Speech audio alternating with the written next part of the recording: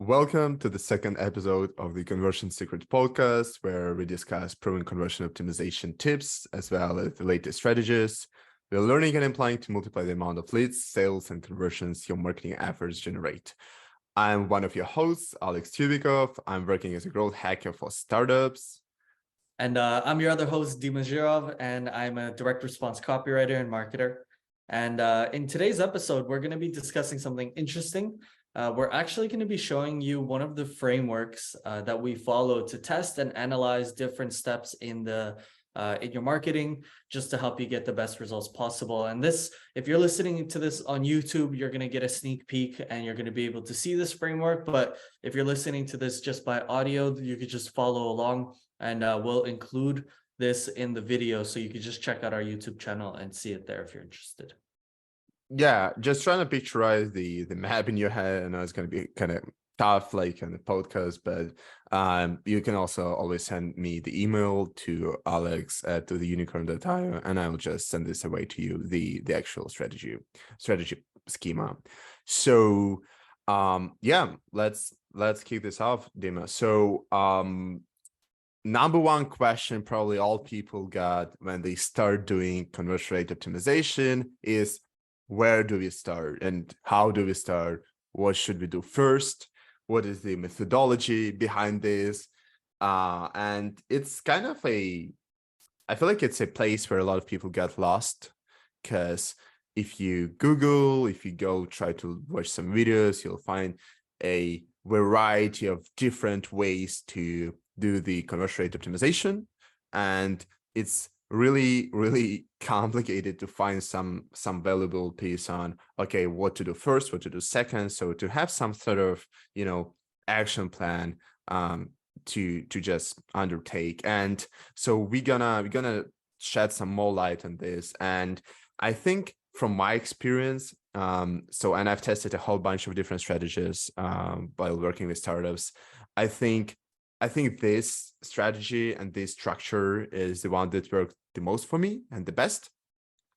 And I'll just give you a quick overview of how it looks like so you can picturize it. So the first always step in CRO, no matter what kind of industry it is, no matter what kind of company you're working with, is you need to start doing research, right? So you need to come up with some insights, with some ideas, with some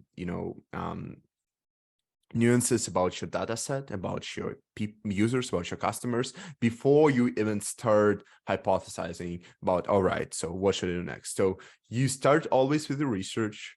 You combine insights from this research into some sort of hypothesis, and then as you got this list of hypotheses that all of them should have come from your research, or some heuristics, but we'll talk about this later. What you need to do is you need to prioritize this hypothesis, and it's a very important step. So because you'll end up having, most likely, unless the website or the product is super optimized, you'll end up with a whole bunch of hypotheses to improve the conversion rates. And what you need to do is you want to make sure that you are focusing on the right stuff. And the right stuff is basically, in my opinion, which is going to take you the less amount of effort, but going to bring you the most, you're going to bear the most fruits. And we'll also talk a little bit more later how to prioritize it correctly. And after you prioritize it all, you should go and test it. So it's very easy. You do the pre-test analysis, you create a test is live, you can maintain the accuracy of this test, of the tracking, to make sure that test is working. It's really crucial here to make sure that you're gathering the data, because then the next two steps is going to be, and then the loop is going to be closed, is going to be analysis, where you analyze your test. You can use Bayesian frequencies and different statistical model and methods. And finally, after you came up with the winner, the app, the business case, you can go and learn from it. And remember, guys, if you can't learn from the test, most likely your hypothesis was crap. So you need to go learn after, no matter what, it was the winner or the loser. Even if it was the loser, it's also very great, because you need to You learn a lot usually from losers. So the worst case is when the test is inconclusive, and this is what happens 80% of the time. And you learn something from the test. If that was a winner, you deploy it. If it wasn't a winner, you just put it like gather some insights for the next hypothesis. You create some report, send it away to some other people in the companies, basically shareholders or stakeholders who are just interested in your results and your team endeavors, like what were the results of this test, and you'd go do. And also it's a great way to get some more budget, which is always a problem in CRO teams. From my experience, you never have enough budget because like your execs or C-suite, they don't get the value. They're like, oh, one person can do CRO with like $5,000 a month budget, which is completely impossible. And then you just go and you do again research, you do prioritize, you do hypothesization, ideation, prioritization, and etc. So that's basically the strategy, the cycle, and we can start from the very first pile, which is research, and I'll toss this over to Dima. Yep. So with optimization and research, I think it's the most important part in anything to do with marketing. You really got to understand what you're testing, why you're testing it, and just kind of getting a full scope and perspective on it. There's 3 columns that it's actually broken up into here, and I'll give you a brief overview, and then we'll dive deeper into each one. So one of the first one is this data and science. The other one is user research, and the last one is expert opinion and best practices. So with data and science, there's web analytics analysis. You look at the number of traffic, number of leads, just kind of looking through your analytics and just understanding the numbers at every stage of the marketing funnel to understand, like, where are the holes that you're trying to fix? Where are the improvements that we're trying to make? Because if something, for example, right, is converting at 100% here, there's nothing that we can do to make it better. It's like, it's perfect, right? But then on the other hand, if something is like, is shitting the bed, for lack of a better word, and it's just not doing very well, then we want to maybe prioritize this and look at this to actually start working on it. The other one is science and psychology. So it's just kind of looking into what the buyer's mindset is as what they're going through the website, right? And for this, you could use like heat maps, recording, eye tracking, just to get really like a deep perspective of what the customer is acting like on your website. Because, for example, you may put something on your website that you think is like the most interesting part about it, and you think this is what's going to grab the most attention, but then you apply a heat map or an eye tracking software and you see that people are getting like pulled away into some picture of something down there or whatever, and they're kind of like getting distracted or getting their vision is like being deterred from the target thing that you want to focus on. So data and science is a really good place to look at. And I want to add a little bit of nerdy stuff in here about data insights. So the reality is, guys, if you look at the history of CRO, it all started in 2000, I think, 5 or 5th year. Yeah. So, and since that time, there were like a lot of people doing optimization on websites, and the people, like we, the consumers, and behavior of those people didn't change much in that time.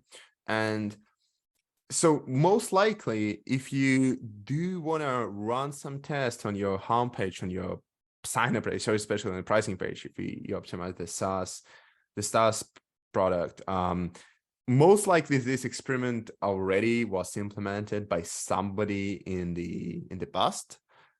This guy already concluded, so he hypothesized, he had some hypothesis that you currently have. He prioritized it, tested out, and found some whether it moved the needle or not. And usually to prove the hypothesis, you need to run at least 5 tests. And if 5 experiments where the winning one, the hypothesis holds true. And a lot of ideas, guys, and a lot of hypotheses were already proven in the past, and you don't have to rely on some sort of this intuitive approach, or not like intuitive, but like more qualitative or quantitative, and just sort of ideation. All right, let's test this and see how it goes, and then let's test this like 4 more times in a different context and see whether this hypothesis is true or not. You can just go to the just Googling and just checking the articles that were written in the past about this. And for example, like one cool article is from IBM. They did this BS study and research where they showcased, and they found that if you include the product images on a website, it was talking about the software, obviously not the e-commerce. So if you include the software pictures on your homepage, on your any web page, it actually has a massive impact on your conversion rate. And you don't have right now, if you thinking, oh, maybe I should include more pictures of our software, of our product inside on our homepage, on our product page, because it's not there. You don't have to basically guess, because it's already there. So you can just go test and see the whether it makes the difference or it doesn't. And the same with psychology. So this is like another huge topic, which is impossible to cover, not just in one episode, I think like even in 5 episodes, is basically when you do the conversion rate optimization, you do optimize the experience and the design and the copy for people. And to really make the experience better for them, you need to understand their desires, what motivates them, their fear, their problems, pain points, and you need to understand people to be good in marketing, right? And the same is in conversion rate optimization. So you really need to know a lot about depending on the product, what is the jobs to get done, what are the pulls and the push of the solution, and what in the current life cycle, in the current stage of the life cycle of the customer, of the prospect, of the user, what are they expecting to see, what they want to find, how do they feel, and what they're looking for, so you can utilize this all and optimize the experience for this part. And I think this is the most complicated part of CRO. And I feel like I have, even though I got like 5 years of experiments in optimization, I got so much more things to learn, because this is something that always it's not easy to spot. Nobody's going to tell you, oh, I feel like I want to see the different information here, because I feel like I just afraid that it's going to be super expensive, so I want to see here. Usually the psychological parts and elements of your ideas and your design optimization, copy optimization, they should come. You can spot them, especially from data analytics or from even user research. You need just to understand on a very deep level the customer, and you need to ideate a lot, like what kind of experiments to present and what point of time. So yeah, these two are really, really important topics, and this is, of course, has to be the part of your optimization research. Yeah, and one thing to note, it's like the success of your marketing and CRO endeavors will mostly rely on your understanding of the target audience. It's what you're optimizing for, what they actually want. It's like Alex, you were saying, like, what are their desires in life? You know, what do they want to accomplish with this product or service? Like, what is it going to actually help them do? But also underlying the deeper motivations, right?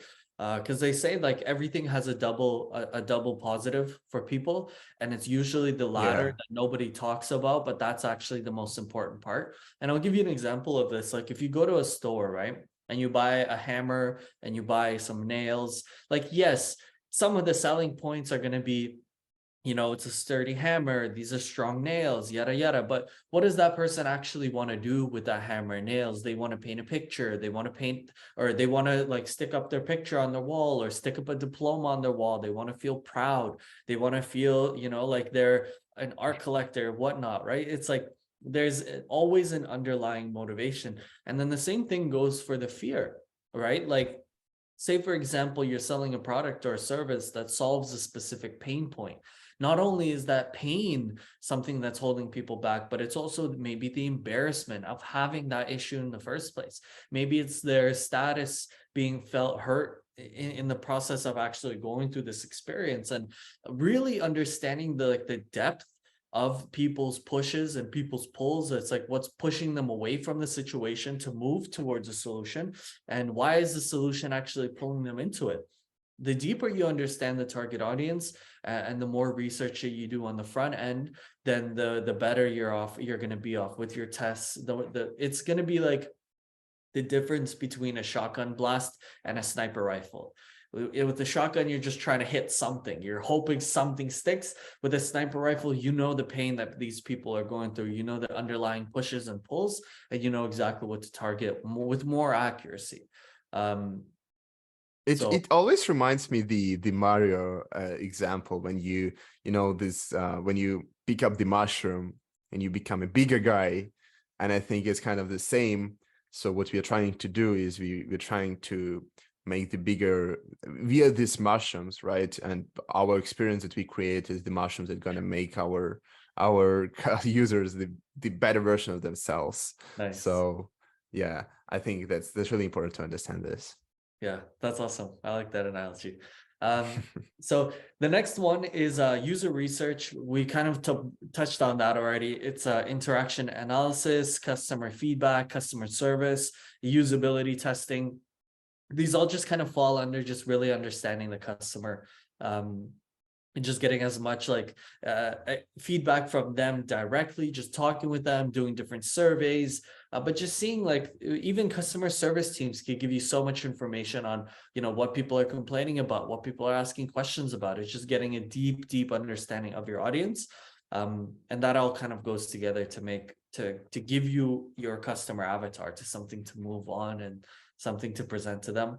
But the last thing, the last column here is expert opinion and best practices. So we've touched on this last episode and this episode as well. There's expert review, there's best practices, there's competitor analysis and psychology basics. So Alex, last time you were talking about a client of yours that asked you, why do you need to test? You're an expert. And as you can see here, like expertise is only one aspect of it, right? It's one out of the three aspects of it. Expertise alone can't get you the results because yes, you may know what works or what has worked in the past. You may know the best practices up until this point, but your customer analysis, if you don't know who your customers are, if you don't know what the website analytics look like, then you still have no idea how to move forward, nor do you have any idea of what to improve. So it's really combining the three to make it work like a machine rather than just having the engine but no car to carry it. All right. Yeah, that's a good that's a good example of it. I think, yeah, I don't want to repeat myself, but I think like best practices and just your experience, it's a good place to start if the company has no data, has no research like that was done by other teams, and has nothing. And instead of putting off the first test for a couple of weeks until you do the research, you can start off here. So you can use some psychology basics, like we all know Cialdini, right? It can be heuristics like, I don't know, reciprocity. It can be usability, relevancy. It can be likability, whatever, right? So you can start from here. If you can literally see obviously that it's broken. You can do some competitor analysis really quick to see what other people are doing. So it may spark some cool ideas in your head. You can do some just best practices from the field, some expert review. This all good stuff. It all works. And the more experience you got, the better you are in spotting these problems. But it's not a sustainable way of optimizing. So you can easily spot like some bummers on a page that are relatively easy to identify if you have a lot of experience. But then as you do all of this, like you need to start doing the more valuable and more in-depth research to really move the needle further. Yeah. And one thing to keep note as well is like sometimes sometimes opinions get completely destroyed in an actual test, right? Like we've seen you, I mean, I'm sure Alex, you've probably seen something like this before. Somebody who thinks like they know everything about this, and then they're like the super experienced, but then ultimately when they actually put things out into the marketplace, it gets completely ruined. Like we were working with someone, and they thought a specific type of language is going to be more attractive to the target audience, whereas we thought that more communicative language, more conversational, more fun language would be better. And so instead of just kind of having our own opinions and battling it off like that, we just put it out to the test. And in copy, we know this. I mean, it's always conversational. It typically does better than writing like an essay or something like that. You want to, Yeah. grammar doesn't really matter as much. You want to act as if you're just chatting with this person and they're like your best buddies, and that typically performs the best. So just all to say is like opinions don't really matter. Like you could have kind of opinions and experiences, but it's only going to get you kind of like your first step. But then ultimately research and testing is what's going to really push it. It's what's going to get it to the finish line, and really give you the real results that is not opinion based, but fact based. Yeah, that's a very good point. Yeah, a lot of people also think that, oh, if the website design like is not good enough, like let's make it prettier, let's make it more beautiful, and it's going to increase the conversion rate. And sometimes it does increase the conversion rate because it makes it more modern, for example, and people think, oh, more, maybe it adds up a little more trust and credibility. But then, okay, you did that, so what next? And a lot of people stop here because they're like, well, nothing next, because like it's good enough, it's decent, it's beautiful, like, and they by doing this, you overlook a bazillion amount of opportunities to really increase your revenue, because as you know, even 1% increase in conversion rate on your homepage can lead to millions of dollars in the net income and the bottom line for the business owner. So I think it's important not to stop here. Like you can do some best practices. If you have experience, you can do some psychology, you can apply some competitor research, ideas you got, but never, like it's a good start, right? But it's just the very beginning of the journey. Yeah, that's like that actually reminds me of back when I was doing door to door. We had a saying, it was ABC, always be closing. I think it's pretty fair to say that ABT applies here. Always be testing, never stop. Uh there's I'll actually always be testing. always be testing, yeah, because you're right, man. Like there's so much that could be improved, and like tweaking one little thing can drastically improve everything, right? Like for example, there's been so many tests run where campaigns are doing really good, like they're profitable, but they're not like insanely profitable. And then one tweak in the headline, you switch the kind of the main idea, and it increases your conversions by like 500%, just because the main idea sticks better to the target audience. And it's like Yeah. these little things can be improved. And Yeah, actually, value prop is something that, from my experience, 70% of all successful experiments have ever run, they yeah, came from value prop optimization. Like, yeah. because it's so freaking important to communicate in the same and using the same language that people, your customer audience, are using, and like try to present them the relevant information they're looking for right now. That it usually, gives you a huge increase in conversion rate. Yeah, I mean, it's like there's a copywriter, his name is David Ogilvy, and I'm pretty sure he's the one that said this, but he says 80 cents on the dollar goes to the headline. He says 80% of people like Yeah, will, I think that was him actually. yeah. I think it was either him or John Carlton. I don't know. John Carlton had amazing headlines. Like everybody laughed at me when I sat down to play the piano until I started to play, or like the one-legged golfer who outswung all of his friends or whatever. But it's Right. really cool. He was like one of the most creative headline copywriters out there. But with David Ogilvy, he owns like a marketing agency, one of the first, like one of the biggest marketing agencies in Madison, Madison Garden or Madison Square, somewhere in New York, Madison Ave, I think, somewhere in New York, and it's still running. Like he ran one of the first campaigns for Rolls-Royce. Um, Oh and yeah, it's like when they had this headline about the clock ticking that the only thing you can hear yeah, is yeah. No, that was going, really great. I I think it feel was like like you're going 100 kilometers an hour, and the only thing that you'll hear is the clock ticking. yeah. It's so good. But he says 80 cents on the dollar goes to the headline. Most people will not read your body copy. It's the main idea that either hooks them or loses them. So that's a great place to start for testing. Main idea, your headline, your value prop is just kind of putting that out there, putting that forward. But to kind of wrap what I was saying, there was this guy, motivational speaker. I think his name is Les Brown. He says 3 words to leave yourself with, and that's good, better, and best. And he says, never let it rest until your good is better and your better is best. And that cycle does not stop. You just keep improving. You keep from going to good to better to best, and then from best all over again. And you just continue. And just to also finalize this conversation about now like stop testing, always be testing, right? ABT is ABT. I had a conversation recently with with a I think with the founder of a startup. It's quite a big startup, and it's a SaaS company, and they asked me, Alex, what is the point when you realize like, okay, the conversion rate is good enough, so stop here, dude. It's already like, it's fine. We got there, like, hooray, success.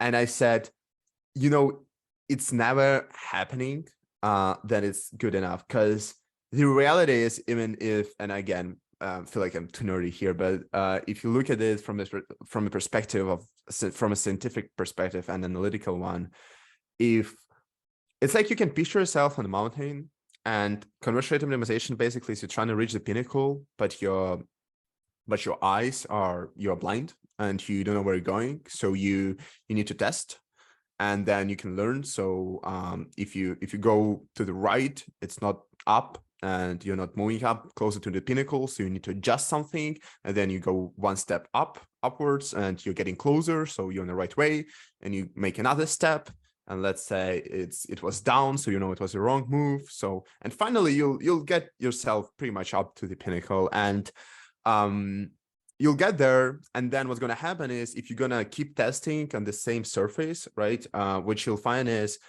you won't get higher, because you're going to get down and then get back up. You're going to get back and down and get back up, because like you're already pretty high, right? It's a pinnacle, right? There's no way you can go higher.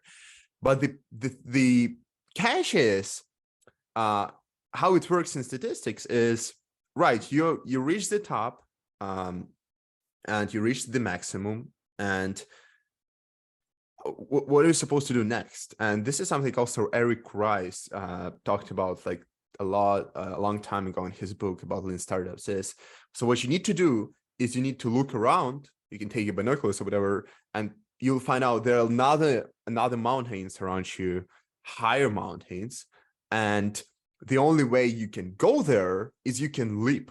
So there's no way you can keep testing small, like, on a small scale, to go there. And this concept is called local maximum. It's something when you reach the local maximum, to go then to move on, you need to jump over the next mountain, where you can keep going upwards and higher. So, and in reality, there is no such a thing as a global maximum. I don't know, maybe there is, I've never heard of it.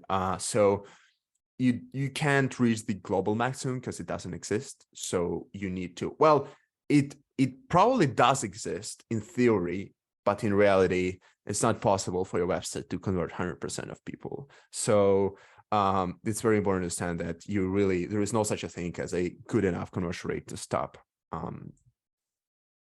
Yeah, unless you're converting at 100%, and then Yeah. we gotta I mean, yeah, you. guys, dude, if you convert in 100%, just stop. I'm telling Yeah, you don't need to do anything else. Like, you're done. You yeah, can officially put like on your LinkedIn profile this status, like, my website converts 100% of people. yeah. And Yeah. like you apply to a job, you like go, you do whatever you want, like you have the argument that's probably gonna, win in 100% of cases. Like nothing anybody can do about it. Yeah. So all right, so let's wrap up this section. So once Yeah. again, first step is always optimization research, okay? And we got 3 pillars in here, from the very important to the least important. So the most important is data and science. So you need to understand where is the problem. So what's going on in your funnel. You do web analytics analysis. So you picture your funnel, you break it down by different steps in the funnel. You see where is the gap. So you're trying to fix this leaking bucket, and then you go do research about the like data science and like what other companies did in the past. So you're trying to think, okay, how can I solve this leaking part of my funnel by applying the experiments that we already tested and proved by another companies before me. And you go do the same with psychology. You're talking about not psychology basics, but about like fundamental, like pretty in-depth psychology, like heuristics of relation, for example.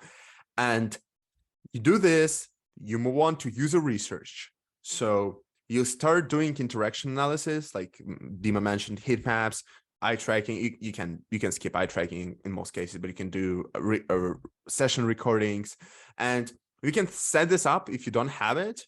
And you can, so it's something you can do in parallel. You can then go and schedule some interviews, start collecting customer feedback. You can go talk to your voice of customer aggregators in your company, like salespeople, support people. I got so many insights from support by talking with support people in my lives that it's just completely insane. You definitely need to go do this. And then you can go do some usability testing in parallel. You can use software like Useberry for this, or Ballpark HQ, and then you can find some people to go you do some actions on your website. And then finally, what you can do is, if you want to, and again, guys, very important, don't get super bogged down in a research. So you need to start testing. So a good rule of thumb, if from the day one as you start working, your research takes more than 1 week, it's already too much. So you need to start the test like basically in a week. So week or maximum 2. So I would say week or 2. So because even the value of the test where the hypothesis is less valuable, but the value from the learnings that you'll get, because by applying some psychology basics, again, best practices or some experience you got, is actually higher than if you add up the value to your hypothesis, and it's going to be a little more valuable because it's going to basically is the delta. So kick off the test like in a week or 2. If it takes you more to do research, like start the test. But the first 2 weeks, guys, really heavily focus on these 3 pillars, which is again data and science, user research, and then expert opinion and best practices. Nice. So I think that we could wrap up the first step there, and then you want to move on to the next step there? Yeah, I think we already kind of it was quite a long episode. I think it was almost 40 minutes. So I think we can leave the next step, which is going to be the insights, combination of insights and hypothesization for the next week. Okay. Where we're going to be talking about how to combine these insights that you got and how to create hypotheses. And it's really important step here, because again, as I told you earlier, if your hypothesis is crap, your results of the experiment is going to be pretty bad. So you need to make sure that here in this tab, you're doing the right hypothesization and you're doing the right way of like gathering this insight. So we'll share with you some tips and just secrets, how you can gather insights from different channels. Like if you do data analytics, how you can, come up with some insights from data analytics. We're going to talk a little more in advance how to use Google Analytics, for example, how you can create some funnel reports and where to look at. And then, for example, interaction analysis, how you can go in Hotjar or Crazy Egg or like whatever software you use, go see the what to pay attention to come up with insights on a page, what is important, what is not important. So we're gonna touch on each of these basically steps, like on science of psychology, what kind of websites you can use to find the historical tests, like how to collect customer feedback and what to look at. So you'll pretty much have a good idea of what to look at while doing this research. So it's going to be enough for you to combine these insights and then create powerful hypotheses. Nice. Yeah. So, okay. In this episode, we touched on how to get the information, how to do the research, and then moving forward, we'll be discussing what to do with that information so that you could get the best results. But I think this episode, thank you for listening. Thank you for watching, depending where you are. Let us know in the comments below if you have any questions or if you have any topics that you'd like us to cover, and then tune in next week as we're going to be discussing everything to do with this research and how to actually get the best results with the information that you've gathered. Yep, guys. Thanks for staying with us and enjoy the rest of your week. We'll see you next week. Bye. Bye-bye.